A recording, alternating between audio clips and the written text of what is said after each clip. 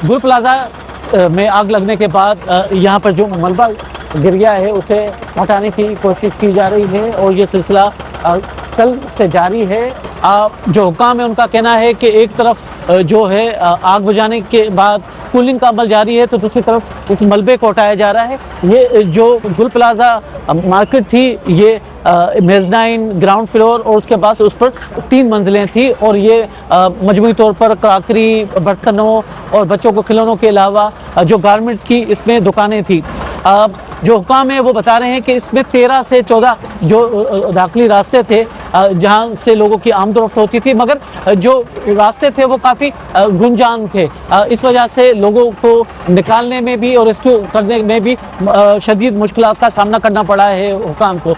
इस वक्त जो डिप्टी कमिश्नर के पास रजिस्टर्ड 70 के करीब लापता अफराद की लिस्ट मौजूद है, जिनके लवाकिन यहाँ पर किसी मौजे के इंतजार में मौजूद हैं। कुछ नहीं बोला, नहीं हमारे से पहले तो ये शॉपिंग सेंटर पहुँचे, बस थोड़ी देर का काम है, हम आ रहे हैं। 10 बजे तक जब नहीं आए तो हमने 10 बजे जब कॉल किया उसके बाद से उस पर रिंग जा रही है और कोई रिस्पांस नहीं मिल रहा है। फिर हमने 12-1 बजे मेरे बच्चे आए तलाश में उनके कि अभी तक तो आना चाहिए था, नहीं आए, पता चला जी इस पर आग लगी है। तो घर से ही बता के आए थे कि हम गुल प्लाजा जा रहे हैं। तो गुल प्लाजा में जो है ना जब आग लगी तो हमें यही श्योर हो गया कि इसी के अंदर फंसे। फिर उसके बाद से हम यहीं पे हैं सारे।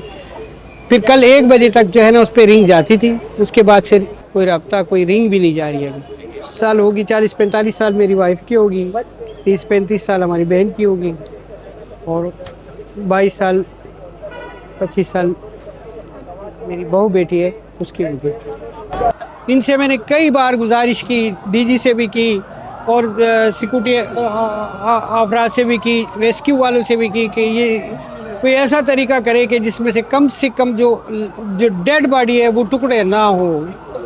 मगर अब तक जितने भी निकले ना या तो बिल्कुल सोख्ता हो चुके हैं या पीसीज में निकलते हैं।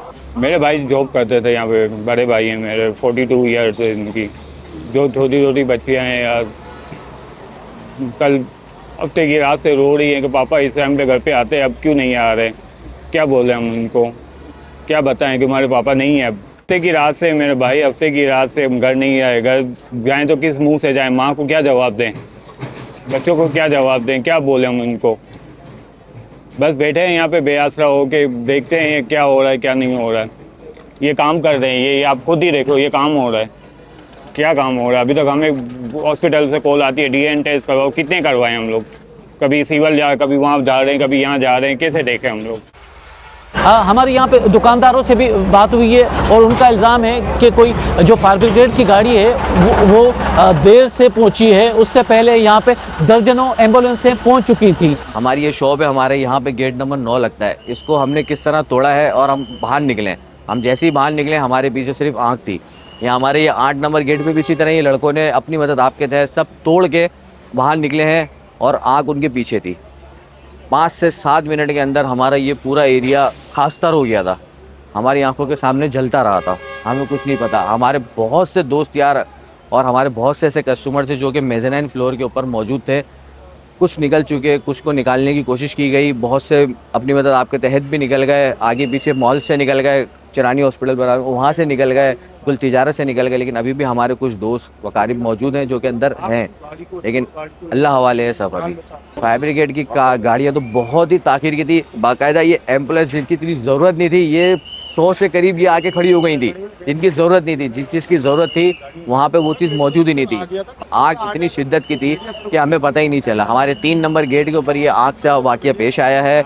बज़ाहिर कुछ नहीं बोल सकते कि दीगर सूरत किस बिना पे आया है, लेकिन ये नीचे वाले फ्लोर से चलते चलते ऊपर जो शहादतें हुई हैं, ऊपर जो हुआ है लोगों के साथ जो फंसे हैं, वो सिर्फ स्मेल और धुएं की वजह से उन्होंने अपने आप को शॉप पे बंद कर, क्योंकि यहाँ के लड़कों को ऐसे ही पता था कि आग लगी है, शॉर्ट सर्किट हुआ, अभी बुझ जाएगी। लेकिन किसी को बज़ाहिर इतना नहीं पता था कि ये इतनी फैलेगी।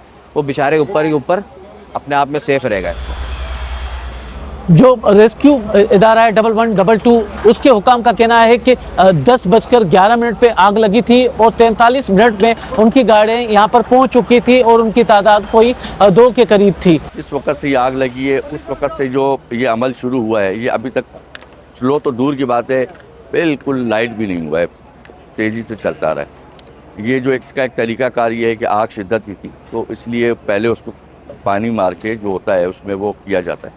अब ये कूलिंग का अमल चल रहा है और कूलिंग के अमल के साथ साथ जो है वो जो मलबा है उसको भी हटा के रेस्क्यू इदारे जो है वो अंदर जा रहे हैं, जिसकी वजह से आपने ये देखा कि 14 डेड बॉडीज़ जो है वो अब तक रिकवर हो चुकी हैं। 70 मिसिंग जो है वो अब तक नोट हो चुका है। जो DIG साउथ और DC साउथ जो है उन्होंने अपना एक जो इंफॉर्मेशन डेस्क बनाया है उसके अंदर वो रिपोर्टिंग हुई है। कराची में इस वाक़े की वजह से शहर में मार्केटें बाज़ारें बंद हैं और एक शोक का माहौल छाया हुआ है।